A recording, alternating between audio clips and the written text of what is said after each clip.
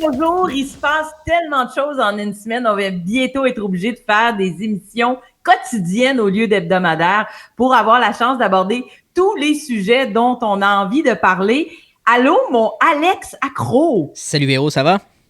Ça va super bien. On enregistre encore à distance, Ouais. mais on se voit comme ça. On s'oubliera pas. Ben non, t'oublieras pas ma grosse face. Non, tout à fait. Mais avant de commencer l'émission, si tu le permets, j'ai un petit message à faire passer. Comme tu sais, puis j'apprends au monde, demain, c'est la fête à ma copine. Elle va avoir... Oh oui. Sophie. Fait qu'elle va avoir 25 ans, le 14 janvier. Puis je voudrais dédier notre émission, si tu le veux bien. Si tu le veux pas, ben je vais pas être dédié, mais j'ai un petit quelque chose pour elle, si tu Avec permets. plaisir, vas-y. Ben, bien sûr. On écoute ça.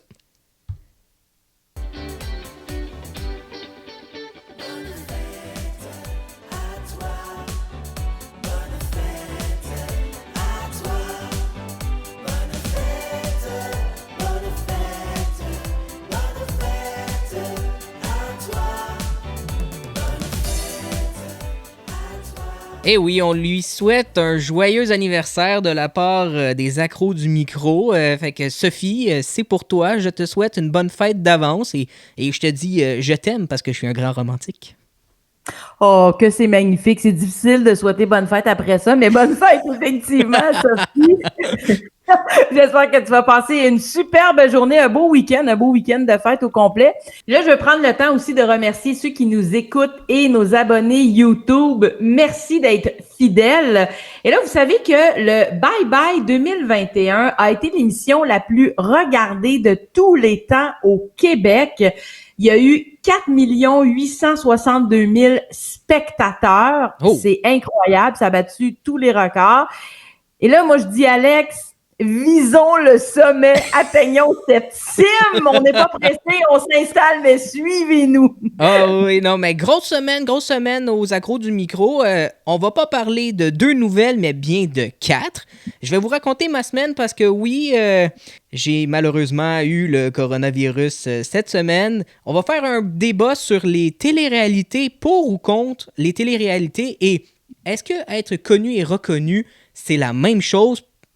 Un gros débat, on n'est pas beaucoup en accord, toi et moi, Véro, mais on va régler ça carte sur table. Je vais vous faire la chronique NFL parce que oui, dimanche dernier, il y a eu beaucoup d'actions et il y aura beaucoup d'actions à partir de samedi. Véro, cette semaine, petite chronique sur le Blue Monday. Bien hâte de savoir c'est quoi. Et nous allons terminer avec notre nouvelle insolite. Bienvenue aux accros du micro.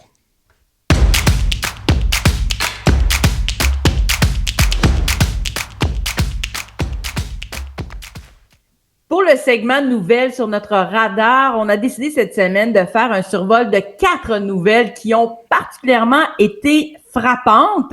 Alors, la première, c'est difficile de passer à côté, mais l'histoire de ces influenceurs qui sont allés au Mexique et qui ont fait un petit party, un gros party en fait, Gros. dans l'avion. Je te laisse débuter, mon cher. OK, comme tu as dit, les 4 nouvelles vont aller un peu crescendo niveau de la semaine, littéralement. Et commençons par les influenceurs, aussi appelés les mal-aimés du Québec. Hein, on se le cachera pas. Et pourquoi je dis ça? C'est simple. Oui, désolé, mais c'est épais ce qu'ils ont fait. Le mot est peut-être mal choisi, mais moi, je le pense. C'est épais faire ça en temps de pandémie mondiale. Mais il faut dire que les médias en ont mis une grosse couche. Je sais pas si tu es d'accord. C'est irrespectueux qu'est-ce que eux ils ont fait pour des pseudo-influenceurs. Moi, pour vrai, ils me nommaient les noms, là, je sais pas pour toi, moi, je connais aucun. J'en connais aucun, je sais pas pantoute c'est qui ceux-là. On a appris à découvrir des personnes un peu, ma foi, louches. Je pourrais-tu dire louche? Oui, littéralement. Aller au Mexique et faire des faux tests COVID, louer un avion Sunwing, la compagnie a l'air de vrais jambons en ce moment, puis bien fait pour eux d'avoir été pognés au Mexique. Moi, désolé, mais c'est ma façon de voir les choses. Toi, ces influenceurs-là, est-ce que c'est venu te chercher ou pas, la nouvelle? Absolument, mais je suis vraiment en accord avec ce que t'as dit. Même moi, je sais pas c'était qui ces gens-là. Est-ce qu'on avait vraiment le nom de tous ces têtes de pioche-là? Je sais pas.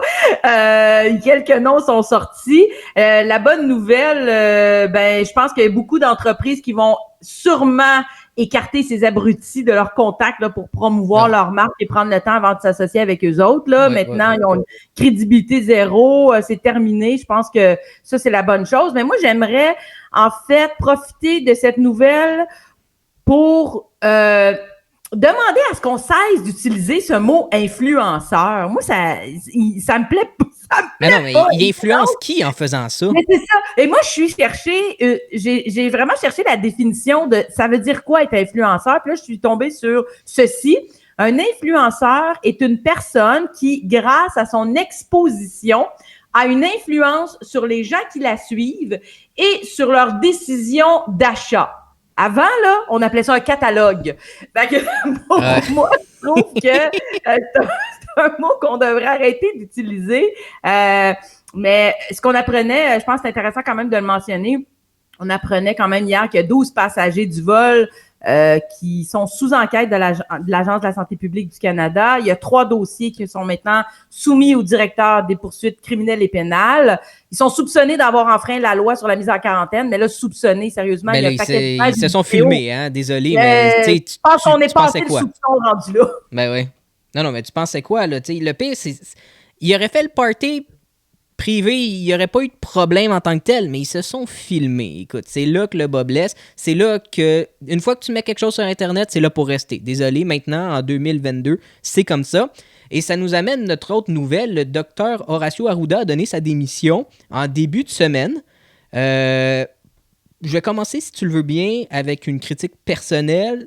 Il était temps d'avoir du sang neuf. On le sait maintenant, au Québec, il y a beaucoup de restrictions dites très sévères en ce moment pour le temps des fêtes, la nouvelle année et jusqu'au printemps, fort possiblement. On ne se fera pas de fausses peurs. Là. Jusqu'au mois de mars, moi, je pense qu'on est pogné là-dedans. Et je crois que c'était le temps de changer de point de vue. Le docteur Arruda, moi je le connaissais pas avant la pandémie. Je sais pas si on en a. Il paraît que ça fait 12 ans qu'il était à la tête de la santé publique. Ben, depuis 2012, ouais. Bravo pour lui, je suis fier de lui, mais maintenant, passe le flambeau, puis on va voir si l'autre va être aussi optimiste ou pessimiste avec des statistiques, puisqu'il travaillait justement pour l'INES. Et il était le directeur de l'INES, donc lui, c'est niveau statistique, fait que les courbes. Il voit ça, puis j'imagine qu'il va donner des bonnes nouvelles.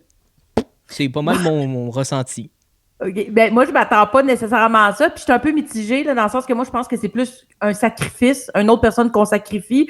Quand le gouvernement perd le contrôle, on dirait qu'on brasse les cartes, on vire quelqu'un, puis on espère que ça va changer de sujet. Je pense que c'est une décision qui a été prise pour tenter de rehausser un peu le degré de confiance de la population envers le gouvernement puis les autorités de santé publique. C'est ça. Je le vois vraiment moi comme un sacrifice, quelqu'un qu'on a mis à la trappe là, pour dévier un peu le sujet. Il faut quand même, je pense, pas oublier tout le dévouement de cet homme qui a été pris dans une crise qui avait jamais été vue. Là, le danger, ça va être de lui reprocher après coup toutes les décisions prises. Puis il l'a écrit dans sa lettre de démission. Et puis là, je le cite, il a dit « Il importe de considérer chacune des recommandations dans le contexte des connaissances du moment et de l'époque. » Parce qu'effectivement, oui, peut-être certaines décisions ont pu être remises en question avec le temps, mais il n'est pas tout seul, somme toute, quand même. Il y a plusieurs personnes à la table.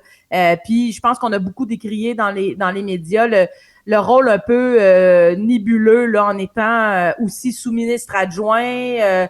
Il est très proche du politique. C'est tout ça que je pense qu'il va y avoir une réflexion à avoir sur le rôle de directeur de santé publique. C'est juste drôle le timing. Là, il quitte en plein milieu de on est rendu 5e vague, si je me trompe pas. Puis le pic n'est pas encore atteint selon ce qu'on entend dans les médias.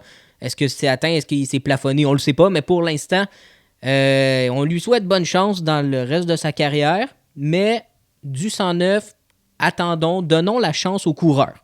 Donnons la chance à son successeur par intérim, il faut le dire, par intérim.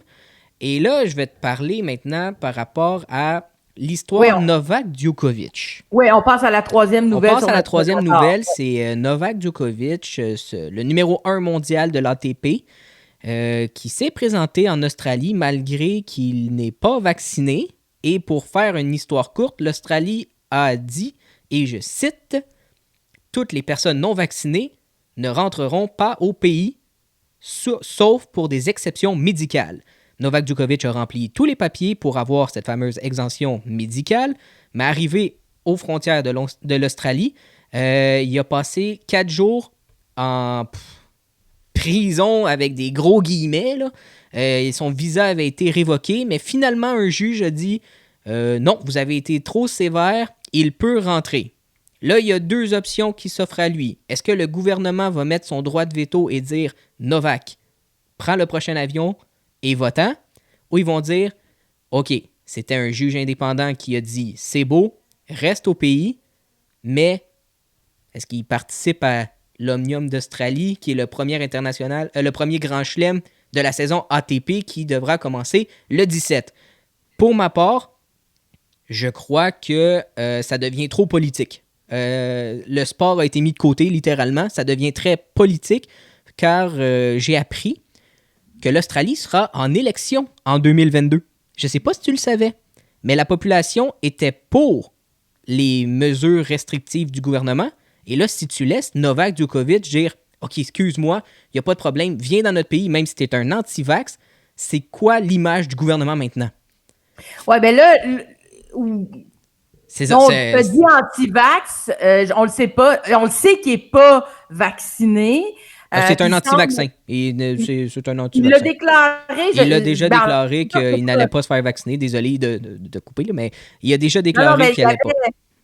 Il y a un nouveau surnom que j'ai vu d'ailleurs, ça a l'air qu'on l'appelle maintenant Novax. Ah, ça, je ne l'ai pas vu. OK. Oui, c'est son nouveau surnom. Mais moi, je pense dans tout ça, ce qui est super important, c'est l'image que ça envoie aussi en étant une personnalité publique de ce calibre-là et de cette flamboyance aussi, les retombées qu'il y a, l'impact qu'il peut avoir chez les gens. C'est comme si certaines classes de personnes pouvaient passer outre ces mesures-là, parce que c'est vrai, l'Australie, depuis le début de la pandémie, ça a été un des pays qui a mis des mesures très, très strictes par rapport aux frontières, entre autres. Alors là, on passe par-dessus ça. Est-ce que c'est parce que c'est une vedette du sport? On veut pas s'attirer les foudres de peut-être certains supporters, ou au contraire. Bon, enfin bref, c'est pas terminé parce que, comme tu dis, ça peut être révoqué d'ici. Je pense que le gouvernement pourrait décider de passer outre puis de lui encore révoquer son visa. Ben, théoriquement, oui. Ça serait jeudi ou vendredi. Ce serait vraiment les dates limites. Faut pas oublier qu'il y a 16 heures de décalage avec l'Australie.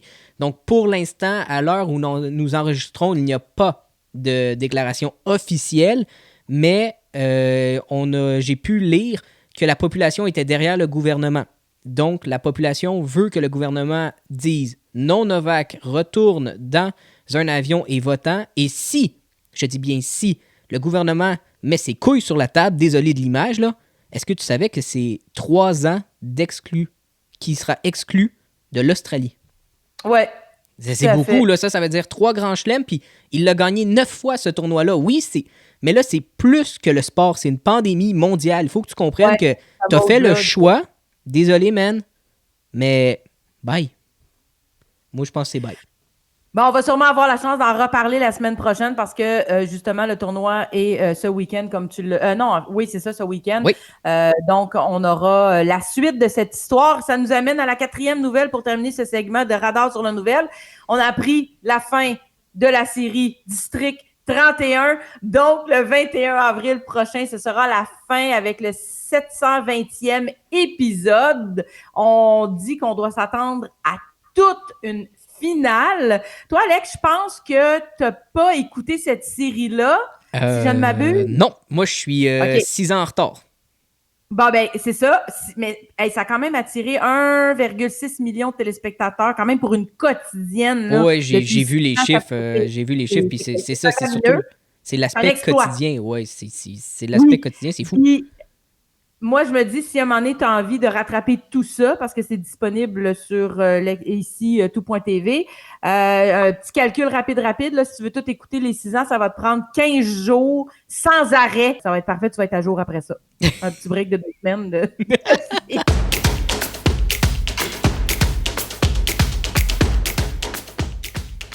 Mon cher Alex, tu fais maintenant partie des statistiques parce que, oui, tu as attrapé la COVID-19 cette semaine. 2 semaines, malgré tout, oui. Après l'émission, quand je faisais le montage de notre émission, est-ce que j'ai créé mon propre malheur? Moi, je ne crois pas, là, mais certains diront, tu l'as cherché un petit peu, t'es allé aux États-Unis. Je vous entends, les critiques, je vous entends parfaitement. Mais il faut dire une chose, et j'aimerais mettre les points sur les i, si tu le permets, Véro. Je veux dire que je crois l'avoir attrapé ici au Québec. Et là, tu te demandes, mais Alex, comment ça en si peu de temps? Je suis sûr que tu te poses la question. Absolument, tu lis dans mes pensées. Eh bien, à mon retour de Boston, le lundi, j'ai dû passer un test PCR qui est plus efficace qu'un fameux test rapide, là. Et le test PCR détecte à l'instant s'il y a des molécules du virus en toi par tes narines. Et 1 heure plus tard, tu sais oui ou non si tu es positif ou négatif. Tout le monde sait comment c'est scientifique, c'est prouvé. Okay? Jusqu'à là, il n'y a pas de débat à avoir. J'ai fait le test le lundi 3 à 13h10. Ensuite de cela, je suis retourné chez moi. J'ai arrêté par le New Hampshire dans un petit truck stop manger une bonne pizza avant de revenir au Canada. Mardi et mercredi, qui seraient, selon moi, les 2 jours de contamination. Auquel tu aurais été exposé. Auquel j'aurais été exposé. Autre, aller porter et chercher ma copine à son travail. Je suis allé faire 3 magasins. OK, jusqu'à là, rien d'anormal. Mets le masque, mets le purel et tout ça. J'ai été prudent. Je ne minimise aucunement l'impact du virus. Mais là, dans la nuit de jeudi à vendredi, Véro et les auditeurs, je peux vous dire que je ne l'ai pas trouvé drôle. Je suis devenu un... Tu t'es mis à avoir des symptômes. Des symptômes, là. Puis les symptômes, je peux te dire que ça fessait, là, bien comme faut. Je suis devenu un bloc de glace tellement que je ne sentais plus mes pieds et mes jambes. Et ensuite de ça, je suis devenu une bouilloire humaine. Puis là, c'est tout ça se déroule là, back à back. Là, oui. Là, tout d'un coup, tu ressens ça dans ton corps, tu passes de très froid à très chaud. À très chaud, température, j'ai pris ma température et j'ai commencé à tousser. Donc je me suis dit, OK, je vais laisser la nuit passer et le matin du vendredi, je vais faire un test rapide. Et mon test rapide est sorti positif. Bon. Là, je vais vous dire les choses comme elles le sont. Moi, j'ai réagi après le premier vaccin. J'ai fait une montée de température en dedans des 5 minutes après m'avoir fait donner l'injection et j'ai failli perdre connaissance. Moi, je n'aime pas les vaccins et j'avais dit à l'infirmière tout bonnement, je lui ai dit, tu sais, ta 2e dose, tu pourrais aller te la mettre dans les fesses. Littéralement, j'étais pas content. Je me suis dit, moi, 1 dose, c'en est assez. Eh bien, finalement, je suis content d'avoir eu la 2e dose, Véro. Parce que c'est peut-être la 2e dose qui a fait que je l'ai eu moins fort. Probablement. C'est une bonne chose. Probablement. Et j'ai fait un isolement de 5 jours. Et c'est aussi en même temps, on est à distance, donc je t'ai pas vu. Fait que t'es correct, Véro. Je te dis tout de suite, t'es correct. Mais oui, ça tombe bien. Mais là, toi, est-ce que tu as fait une déclaration? Qu'est-ce qui s'est ensuivi avec la santé publique? As-tu eu des communications? Oui, tout à fait. Je ne fais pas partie des chiffres du jeudi pour le vendredi puisque j'ai fait un test rapide. La santé publique ne comptabilise pas les tests rapides, puis je suis resté chez nous. Mais par exemple, j'ai communiqué avec la santé publique et laisse-moi te lire le courriel qu'ils m'ont envoyé. Une partie du courriel, c'est « durée de l'isolement ». Tu vas voir, c'est très politique. Si vous êtes adéquatement vacciné, vous devez vous isoler pendant 5 jours à partir du début de la date de vos symptômes ou à partir de la date de votre prélèvement si vous n'avez pas de symptômes. Après 5 jours, si vos symptômes sont améliorés ou que vous n'avez plus de symptômes et que vous n'avez pas fait de fièvre depuis au moins 24 heures, vous pouvez cesser l'isolement. Donc, on le sait, le gouvernement avait descendu la quarantaine de 14 à 10 jours et de 10 jours à 5 jours. Ouais. Mais c'est pas tout.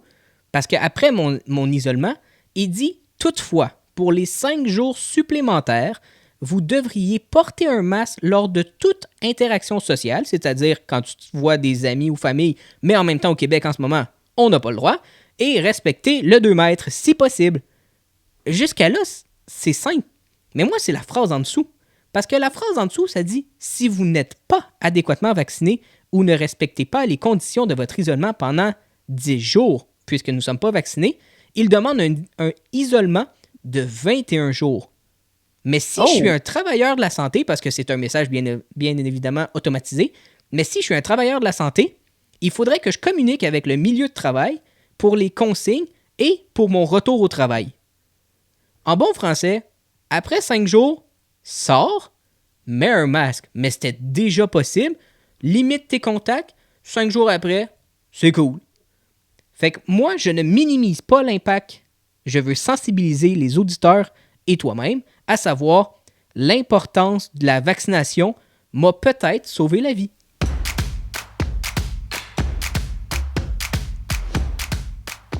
Dimanche dernier, sur Nouveau, la saison 2 de Big Brother Célébrité a commencé. D'abord, beaucoup de réactions devant les candidates de cette année, principalement parce que plusieurs ne sont pas considérés comme connus, donc faisant partie de ce qu'on pourrait nommer célébrité. En faisant une petite recension du sujet dans les médias, on a même écrit que les participants eux-mêmes ne semblaient pas se connaître. Et pour l'avoir écouté dimanche, effectivement, on a assisté aux scènes où quand les candidates entraient dans la maison, qui est maintenant cette année un studio, ils se présentaient entre eux parce qu'ils se connaissaient pas. Donc, le titre de Big Brother Célébrité est à questionner. Il était également l'an dernier, mais ça reste somme toute un détail. On sait que c'est accrocheur comme titre. On comprend le choix parce que Big Brother, personnalités publiques qui sont plus ou moins connues dans certains cas, mais le deviendront assurément après. Ça aurait été un titre probablement plus approprié, mais pour des raisons assez évidentes, c'est-à-dire mauvais, beaucoup trop long, ça n'a pas été retenu. Donc, l'émission...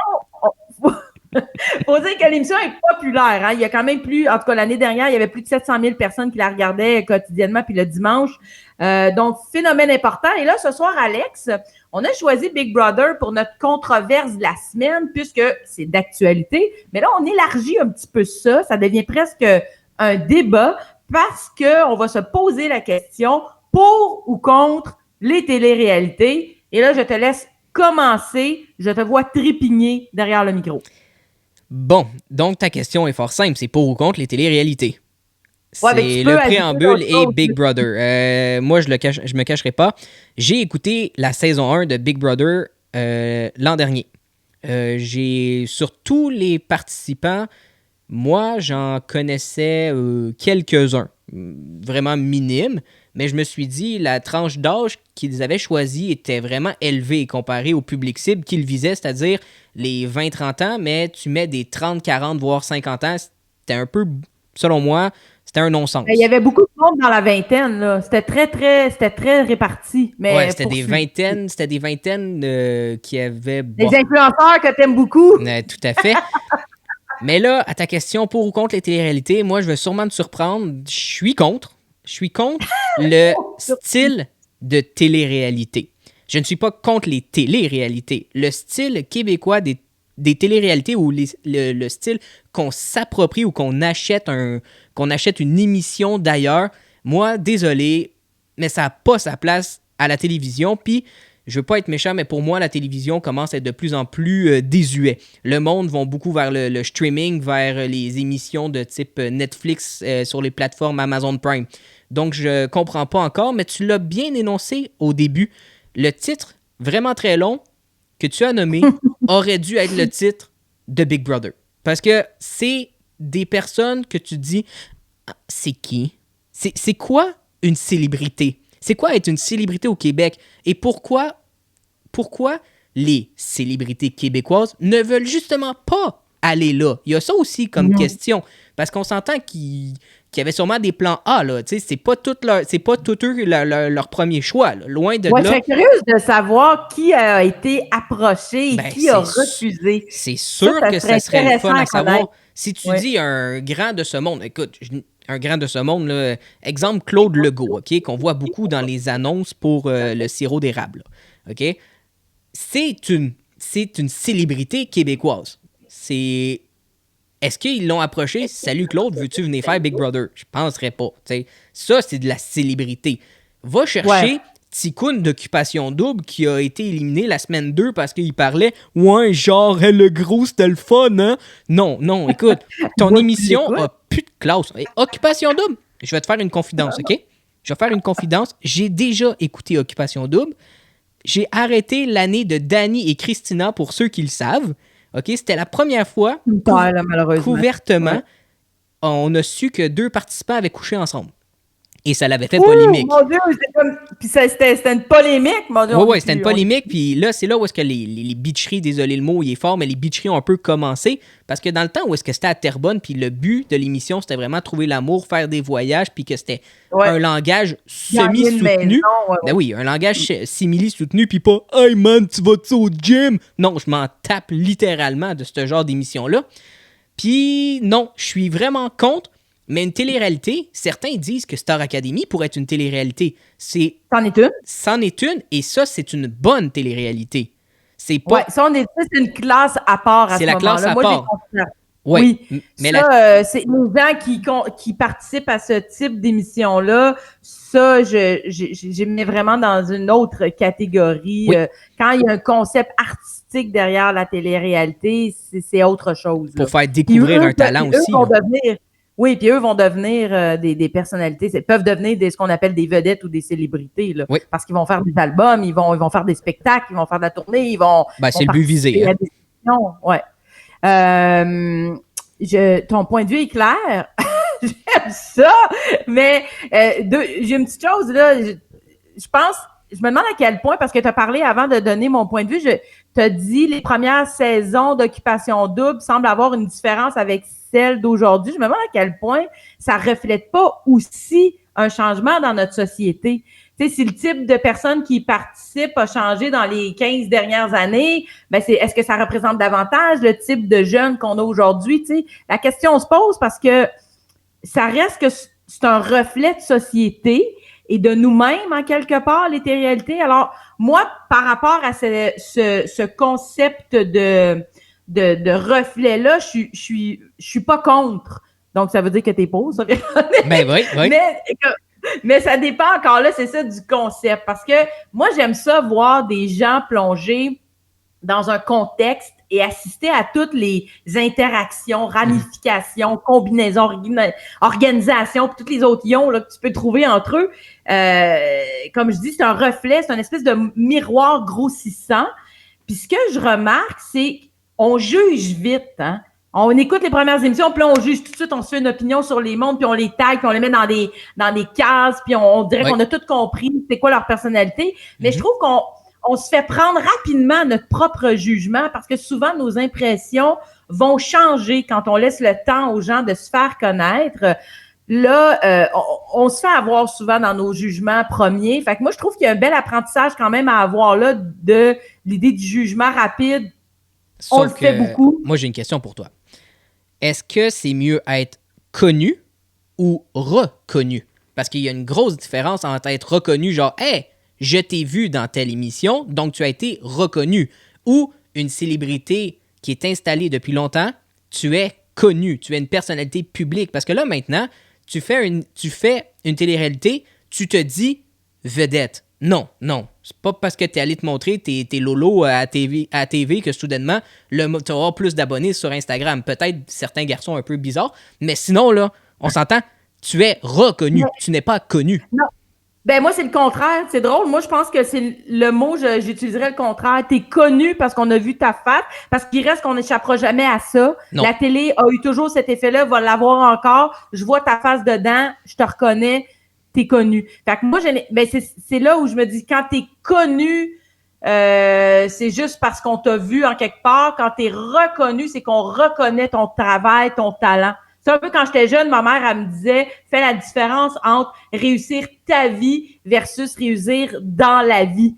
Tu sais, c'est ta vie que tu veux refaire. C'est pour ça que j'ai l'impression que des personnalités comme tu nommais Claude Legault, là, mais tu sais, toute autre personnalité, des auteurs, des artisans, des chanteurs, des comédiens, des comédiennes, des danseurs, bon, moi, je pense que ces gens-là sont reconnus dans ce sens où ils ont établi leur crédibilité, ils ont fait leur preuve au niveau de leur travail. Connu, c'est juste genre, je connais ta face. Mais bon, bref, là, on pourra faire un débat sémantique Bon, longtemps, là. Ce mot, mais moi, j'aimerais t'amener, si tu le permets bien, sur un exemple bien particulier d'une télé-réalité.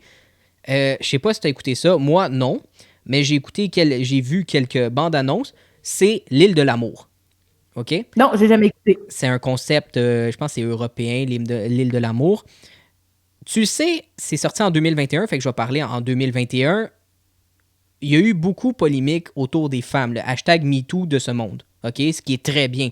On veut valoriser la femme, on veut reconnaître la femme, mais par exemple, à 7h ou 8h, je sais même pas à quelle heure ça jouait, t'avais je sais pas combien de nunuches puis de gars simili-shapés ou dopés qui étaient en petit bikini, en petit maillot sur une plage en train de se frencher, puis l'émission d'après frencher un autre, OK? Excuse-moi, mais si c'est ça le regard de notre société, là, ben j'ai peur pour notre futur. Moi, j'ai peur de voir ça parce que je trouve qu'on dévalorise une femme avec ce genre d'émission-là. Mais pourquoi le gars en bikini, excuse-moi, mais en petit... Je suis d'accord avec toi, mais ça devrait avoir... Puis c'est là qu'on voit qu'il y a encore un double standard entre l'homme et la femme dans la société. Ah, l'homme n'a pas sa place non plus à être ça comme ça, là. L'homme le gars shape. Le gars en chess, il a bien beau avoir un beau body, mais sans son petit maillot, puis il fait des cigerets, puis c'est pas capable de donner 2 mots, puis il french 4 filles en même temps. Pourquoi lui, on le juge pas autant que la fille? Il est là, moi, c'est là où ça me fait grincer des dents, parce que de part et d'autre, les deux devraient être jugés de la même façon, mais c'est vrai que les femmes sont jugées davantage à ce moment-là. Mais tu vois, moi, je laisserais pas des enfants justement regarder ce genre de télé-réalité-là s'il n'y a pas de contrepoids, d'échanges harmonieux, puis de montrer c'est quoi des vraies émotions, puis des vraies relations dans la vie, là. Mais pour clore l'affaire, là, je dirais, moi, je considère pas les gens qui ont participé à des télé-réalités comme étant après ça des vedettes ou des célébrités. Puis encore là, à part ceux qui font des télé-réalités à concept artistique.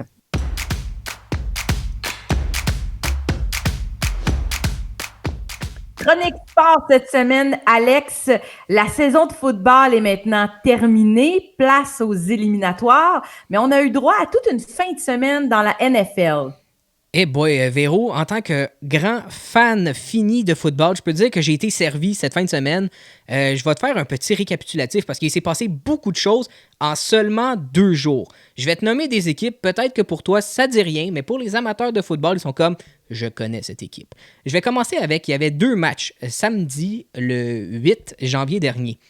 Les Chiefs de Kansas City ont battu les Broncos de Denver. Grâce à leur victoire, ils pouvaient s'assurer soit de finir premier dans la nationale, puisqu'il y a 2 conférences. Tu as nationale et américaine, pour ceux qui l'ignoraient. Donc, les Chiefs pouvaient finir avec cette victoire au maximum 2e. C'est quand même très bon pour une équipe qui avait commencé l'année avec 3 victoires, 4 défaites. Ils finissent l'année avec 12 victoires et 4 défaites. Donc, les Chiefs sont à prendre au sérieux. Les Cowboys affrontaient les Eagles. Jusqu'à là, c'était un match sans importance puisque les Cowboys étaient déjà assurés de leur titre de division. Mais là, c'est dimanche. Le 9, là, le partisan de la NFL a été rassasié et avec des duels, ma foi, petit bruit sonore, extraordinaire. Succulent. Il y a eu plusieurs records battus, mais il faut dire que cette année, c'était une première. La NFL avait 18 semaines pour 17 parties. Habituellement, ils ont 17 semaines pour 16 parties. C'est sûr qu'il y a des records qui ont été battus. Est-ce qu'ils comptent? Oui, parce qu'ils ont été faits. Est-ce que les joueurs étaient d'accord? Non, mais regarde. C'est fait. On a eu le droit à une 18e semaine fantastique. Et je vais vous faire un petit récapitulatif très rapide. Les Lions de Détroit ont surpris les Packers, mais les Packers étaient déjà assurés de finir premier dans la nationale. Donc, pour eux, ils ont obtenu une semaine de congé. Donc, cette semaine, la fin de semaine du 15 et du 16, les Packers ne jouent pas. Grosse déception à Jacksonville. Les pitoyables Jaguars, qui n'avaient que 2 victoires au courant de l'année, ont battu les Colts. Ce qui veut dire que les Colts sont éliminés des séries. Ils devaient gagner. S'ils gagnent, ils participaient aux séries. S'ils perdent, merci, bonsoir, tu t'en vas. C'est une déception à Indianapolis. Suivi d'un match Titan-Texan. Encore une fois, les Texans font de la cale. Les Titans ont tout donné et avec leur victoire de 28-25, les Titans ont la semaine de congé dans l'américaine. Donc, si tu me suis bien et vous me suivez bien, les Packers et les Titans ne jouent pas cette semaine. Le match entre les Steelers et les Ravens, qui est un duel mythique, c'est fini en prolongation avec une victoire de Pittsburgh. Mais là, ça l'a mis du vin dans leur coupe, puisqu'avec leur victoire, ils pouvaient... Et non pas de l'eau dans le vin. Ouais, non. Et avec leur victoire, je suis pas très bon avec les dictons, avec leur victoire, les Steelers, maintenant, pouvaient participer aux séries, mais ils devaient avoir une nulle dans le match de dimanche soir. Et je vais le garder pour la fin parce que ce match a été incroyable. Les Rams et les 49ers s'affrontaient lors de la dernière semaine. Les 49ers ont comblé un déficit de 17 points pour vaincre les Rams et se sont qualifiés de justesse dans la nationale, mais les Rams devaient attendre le résultat des Cardinals contre les Seahawks de Seattle pour savoir s'ils allaient être champions de division. Spoiler alerte, les Cardinals ont perdu contre les Seahawks, donc les Rams, malgré une défaite en fin d'année, sont champions de division. Le match Patriots-Dolphins, mes Patriots, Véro, ils ont perdu. Je les attendais. Ouais, ils ont perdu, donc ils finissent deuxième de division. Buffalo finit premier. Qu'est-ce que tu veux quand tu échappes des matchs précieux? Ça arrive, mais c'est la vie. Le match du dimanche soir, si tu avais un match à écouter, c'était le match Raiders de Las Vegas contre Chargers de Los Angeles. Écoute, dans la NFL, il n'y a pas beaucoup de nuls, OK?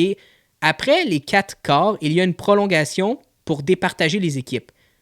Une fois les 10 minutes de prolongation terminées, il faut qu'un remporte, sinon c'est un match nul. Et si les deux équipes faisaient match nul, les deux équipes allaient en série. Eh bien, Véro, ça s'est fini 35-32 pour les Raiders, OK? Ce qui veut dire...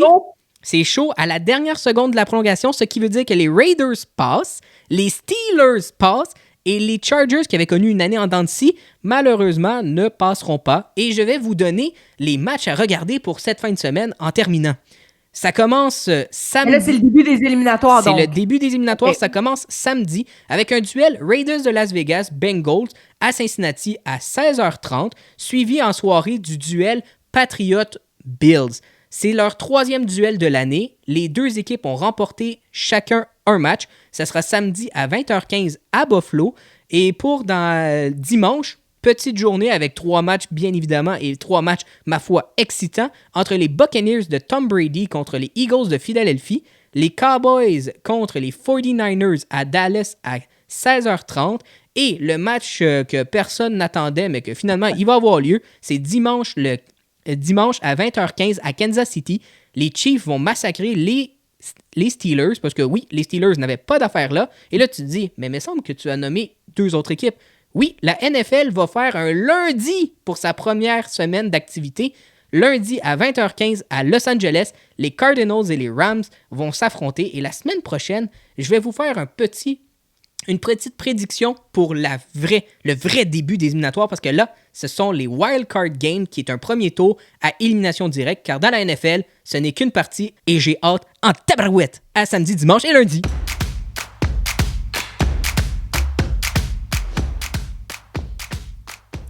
Véro, moi je connais le Black Monday, qui est le lundi noir à la fin de la NFL. C'est la journée où est-ce que plein d'entraîneurs se font congédier. Mais toi, tu veux me parler du Blue Monday. C'est quoi ça? Oui, connaissez-vous ça, ou Blue Monday ou lundi bleu? Ben, cette année, ce serait lundi prochain, le 17 janvier. Je dis serait parce que depuis quelque temps, on a remis en doute le concept et je vous explique pourquoi. D'abord, petit historique. En 2005, Cliff Arnold, qui est un psychologue britannique, détermine que le 3e lundi du mois de janvier est la journée la plus déprimante de l'année. Là, il appuie son concept sur une équation qui implique 6 facteurs. La météo, la fin des fêtes de fin d'année, les dettes des fêtes et la réelle capacité de les rembourser parce que là, les factures commencent à entrer, les résolutions du 1er janvier qui tiennent déjà plus, le manque de motivation et le besoin d'agir. Est-ce que c'est de la pseudo-science? Peut-être. Certains diront probablement même qu'il y a beaucoup d'autosuggestion qui finit par créer ce qu'on souhaite éviter. Aujourd'hui, on sait que cette théorie est plus un mythe qu'une réalité puisqu'on a appris qu'elle est en fait née d'une campagne de publicité pour une agence de voyage, question de mousser les ventes de voyages dans le Sud en accent sur la morosité de la période annuelle. Et quelques années plus tard, Cliff Arnold a lui-même admis que c'était peut-être pas une super bonne idée d'avoir inventé le concept parce que ça inciterait certaines personnes à broyer du noir. Moi, je pense que ça valait quand même la peine d'aborder le sujet cette semaine. D'ailleurs, je suis certaine que vous allez voir passer des articles ou des publications sur le Blue Monday, sur les réseaux sociaux jusqu'à lundi prochain. Et là, l'idée d'en parler, c'est pas pour nourrir cette fausse croyance, mais pour mettre la lumière sur une réelle déprime qui peut s'installer et être bien présente en janvier. Parce que le psychologue il s'était appuyé quand même sur des données associées à la dépression saisonnière. Fin d'une période festive, dette, comme on l'a dit, mais aussi noirceur de l'hiver, froid. Et là, le but, c'est pas de dire aux gens comment se sentir, mais d'aider à faire prendre conscience que la déprime, c'est vraiment une chose courante en cette période de l'année. Les spécialistes disent que, comme le concept du Blue Monday est ancré dans la culture populaire, on devrait en profiter pour faire le point sur notre état, réaliser ce qui nous rend heureux pour établir des actions en vue d'un mieux-être. Et là, moi, je vais partager parce que moi, j'aime ça partager. Je crois au bonheur des gens, ça me tient à cœur. Alors, voici quelques petites questions à se poser pour se recentrer. Qu'est-ce qui me rend vraiment heureux, heureuse? Qu'est-ce que je trouve stressant? Qu'est-ce qui fonctionne pour moi? Et là, moi, j'ajouterais même comment j'ai envie de débuter ma journée. Parce que je suis tombée sur un article que j'ai beaucoup aimé qui proposait d'ailleurs de toujours entamer notre journée par ce qu'on aime le plus faire, dans la limite de ce qui est possible et accessible, bien entendu, là, parce que si tu tripes à faire du surf, mais que tu habites un 4,5 au 3e étage dans un triplex de Rosemont, ça se peut que tu n'as pas un océan, une piscine à vagues à portée de main ou à portée de pied, tiens. Mais prenons quand même le temps, ne serait-ce que 15 minutes le matin, de faire quelque chose qui part la journée dans l'épanouissement. Tu sais, qu'est-ce qui vous apporte de la joie? Que faites-vous pour vous sentir bien? C'est quoi le confort pour vous? La journée aura une meilleure teinte, assurément. Donc, lundi prochain, là, abat le lundi bleu de la déprime. Profitez-en pour instaurer une nouvelle routine de plénitude le matin en vous accordant un moment juste à vous. Et là, Alex, quand je m'entends dire des affaires de même, là, je me dis que je vieillis vraiment. Ah non, mais je te comprends, la déprime. J'ai toujours pensé que c'était novembre, le mois le plus déprimant. Je savais pas qu'il y avait une journée. Tu m'as appris ça au moins. Mais moi, je vais finir l'émission sur la nouvelle un peu insolite. Puis la personne, Oui. la personne l'a trouvé sûrement pas très drôle.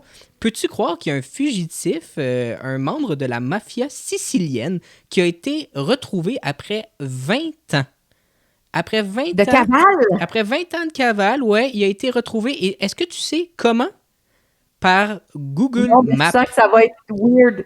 Ah, par Google Maps, arrête! Par Google Maps, oui, c'est le journal italien La Repubblica, je parle vraiment bien italien, qui a partagé que le 17 décembre dernier à Galapagar, qui est une ville située au nord de Madrid, le célèbre, je sais pas pourquoi il est célèbre, moi je le connais pas, mais Gioacchino Gamino.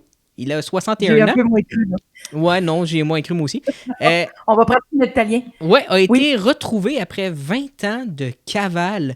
Il travaillait dans un restaurant à Galapagar, OK, sous un faux nom, tout simplement. Et c'est une fois que quelqu'un s'est donné, pourquoi, on le sait pas, un itinéraire, il a reconnu la face du fugitif qui est accusé de meurtre. Il faut dire que maintenant, quand on voit une voiture Google Maps, là, je pense qu'il faut se cacher. Oui, c'est vrai. C'est quelque chose à te reprocher, le fuis, la voiture, une grosse boule là, sur le top. Là. Non, donc ouais, c'est vraiment... C'est insolite, littéralement. Là. C'est bizarre. C'est saugrenu. Mais surtout qu'il a réussi il a réussi pendant 20 ans à se cacher, puis il se cachait pas. Il a ouvert un restaurant en Espagne. Ouais. C'est fou, écoute, pareil. Comme quoi, qu'il n'y a pas de sous-métier. Non, puis tout nous rattrape visiblement. Eh bien, c'est ce qui complète notre émission déjà cette semaine. Si ce n'est pas déjà fait, abonnez-vous à notre chaîne YouTube, laissez vos commentaires, on adore vous lire, ça nous motive. Et partagez notre émission à vos proches. C'est également possible d'écouter tous les épisodes des Accros du micro sur Spotify, SoundCloud, le site de Balado Québec. On a déjà hâte de vous retrouver la semaine prochaine. Et je vous dis sur ça, bonne semaine, la santé, et portez-vous bien.